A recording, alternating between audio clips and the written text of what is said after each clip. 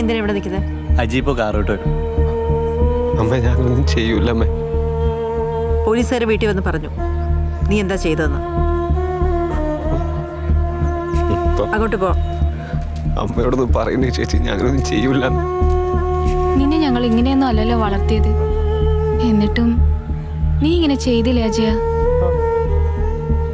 അമ്മയ്ക്കും വിഷമം ഉണ്ടാവില്ലേ? എന്നാ ഞങ്ങൾ വരട്ടെ.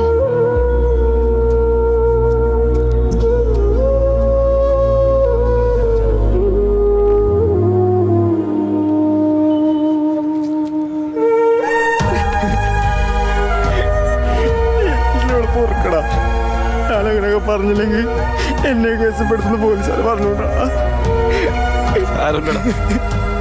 നമ്മളൊക്കെ ഒരുപോലെ എന്തെങ്കിലും പറ്റിയ ആരും ചോദിക്കാനില്ലാത്തൊരു അവര് പറയണ പോലൊക്കെ കേട്ടില്ലെങ്കിൽ ചിലപ്പോ നിന്നെയും ഇതിപ്പോ ഒരാളനുഭവിച്ചാൽ പോലും.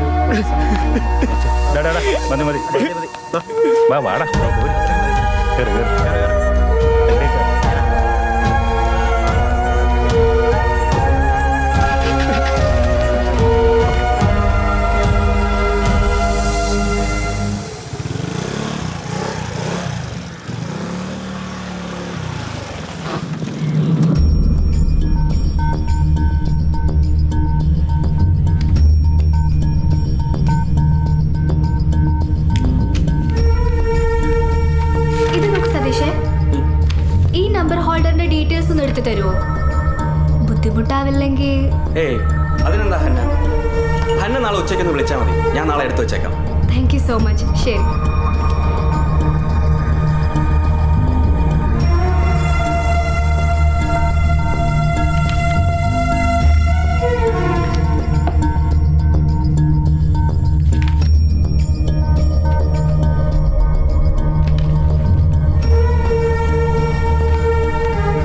Case number 41/2017 CW8 doctor Renuka Subrahmanyam.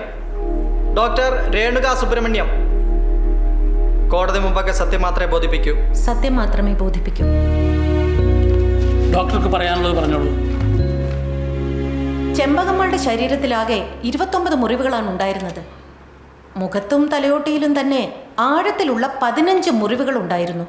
അതിൽ 5 എണ്ണവും മരണത്തിന് കാരണമാകാവുന്നതാണ്. കത്തി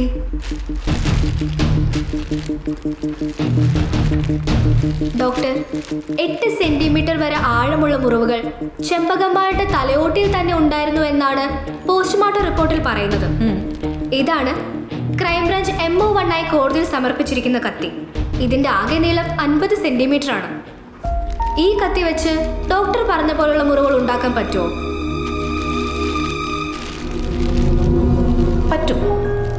നീളം മാത്രമല്ല, ഇതിന് നല്ല വെയിറ്റും ഉണ്ട്. എത്ര പവറിലാണ് ഒരാൾ വെട്ടുന്നത് എന്നതും ഒരു വലിയ ഫാക്ടറാണ്. ആ മുറിവിന്റെ അളവ് ഡോക്ടർ തന്നെ രേഖപ്പെടുത്തിയിരിക്കുന്നത് 10x3 സെന്റിമീറ്റർ എന്നാണ്. ഈ കത്തിയുടെ ഡയമെൻഷനേക്കാൾ വലിപ്പമുള്ള മുറിവുകൾ എങ്ങനെയാണ് ഡോക്ടർ ഒരാൾക്ക് ഉണ്ടാക്കാനാവുക? 2-3 തവണ ആ മുറിവിൽ തന്നെ അയാൾ വെട്ടിയിട്ടുണ്ടാവാം.